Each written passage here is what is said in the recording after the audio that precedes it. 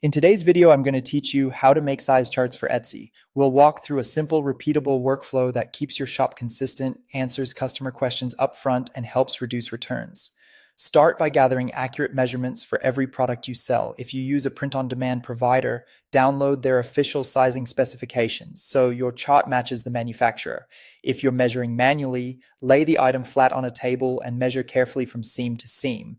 Decide whether you'll use inches or centimeters and stick with that choice across all listings so no one gets confused. Consistency is key. Next, open Canva or any drag and drop design tool you like and create a new design. To make sure your image looks crisp on Etsy, set your canvas to dimensions that work well for listing photos. A strong choice is 3000 by 2400 pixels. If you can't do that, make sure at least one side is 2000 pixels or longer. Give your file a clear name so you can find and update it later without guessing. Choose a template or start from scratch. In Canva, search for sizechart to see clean, ready-made layouts.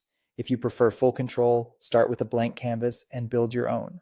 Prioritize readability, clear spacing, a simple structure, and fonts that stay legible even when the image is displayed smaller on mobile. Add a product image or mock-up to give context. You can reduce the photo's opacity or place it to one side so it doesn't compete with the text. Once positioned, lock the image layer to prevent accidental movement as you design. Create the table using rectangles and text boxes. Include columns such as size, chest, length, and any other measurements that matter for your item. Use guides to align everything and keep spacing and padding consistent. This is where neatness really pays off. Label clearly. Use straightforward wording and font sizes that remain readable at a glance. If there can be slight differences between batches, include a short note such as allow minor variations in measurements. Add simple visual aids. Arrows or markers that show where measurements are taken make your chart easier to understand. Apply your brand colors for a polished look, but maintain strong contrast so the text is easy to read.